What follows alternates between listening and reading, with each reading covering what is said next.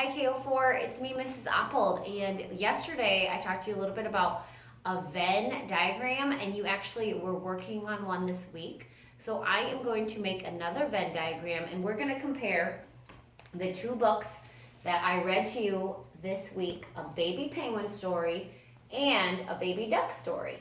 So we are going to do a little Venn diagram. So we first have to start out with a circle, and I'm not the best drawer in the world, but I'm going to do my very best, okay? Then we're going to make another circle, and this is where I'm not the very best because my circles are never even, and they don't really look like circles, but I did my best to try. Then I'm going to write over here a baby penguin story, and over here I'm going to write a baby duck story, okay? Then this area is for everything that we've talked about in the baby penguin story, or things that we remember. And over here in this area is a baby duck story, is the things that we remember from that book. And then there's this little area right here, and that is what is the same in both of these books. So we're going to start like this. In a baby duck story and a baby penguin story, they are both birds. Penguins and ducks are birds. So I'm going to write that here in the middle. And I remember from both of these books that they swim. They both swim. Then, what else? Let's talk about what baby penguins eat. And maybe you already remember what they eat, but I'm going to look here. Well, first their mommy spits fish into their mouth. So I know that they eat fish, and there was something else when they go swimming. I think it's called krill, if you remember. We only read the book once, but you can always look at the video again. So fish and krill is what they eat. Fish and krill.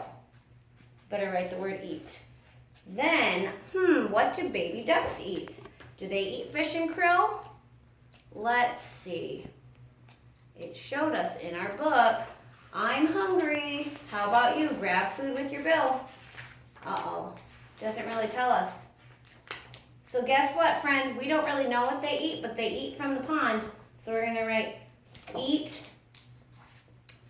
from pond, and we can always look for some more information on what exactly they eat. They might eat fish too, but it doesn't tell us exactly in the book. All right, we can talk about, where does the baby penguin live? Does he live in a warm or hot place? Do we remember? He lives in a cold place. Cold place to live. The duck did not look like it lived in a very cold place. There wasn't, see the grass? That usually means it's warm there. So we're going to write that the duck lives in a warm place. A warm place. All right. Then there's something I remember in the beginning of our baby penguin story. It talked about who sits on the egg. Was it the mommy or the daddy? It says a white egg sits in a rocky nest. A tired dad sits on top. So I'm going to write down that the dad sits on the egg. Then I'm going to look here and see, does a daddy sit on the ducklings? It says a mother duck sits on and sits. So I'm going to write down mom sits on eggs. There was something else I looked at here. Something about what kind of nest a baby penguin has. And it says a white egg sits on a rocky nest. And there's only one egg. So we can write down that one egg rocky nest, which means it's made of rocks. And let's look at our baby ducks. What kind of nest do they have? It didn't look very rocky to me. A mother duck sits and sits. Her eggs stay warm in her nest. Crack, crack, that egg has a tiny hole. Now another and another. If I look at the photograph, I can see that her nest is made of different sticks and moss and grass. If I look at the photograph, and there's more than one egg in there. I can count 1, 2, 3, 4, 5 at least. But remember when they were, here's some more. Remember when they were running? There was 1, 2, 3, 4, 5, 6, 7, 8, 9, 10, 11 ducklings. So they have lots of eggs. And they have a nest made from sticks, moss, and grass. Okay. All right.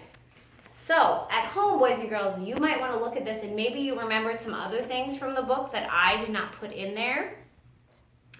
And you can think about it and maybe add it on a notebook paper. And maybe you think of some things that they have that are in common or similar between both of these stories and both of the birds.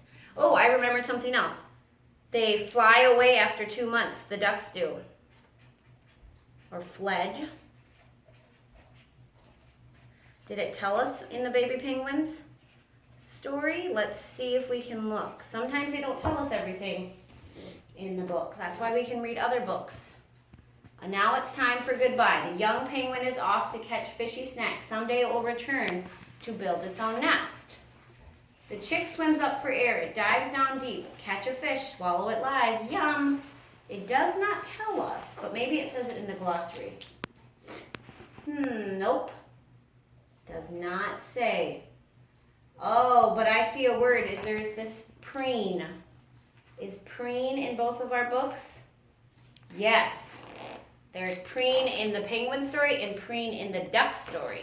So we can add that to our similar. Preen their feathers or arrange them neatly. All right.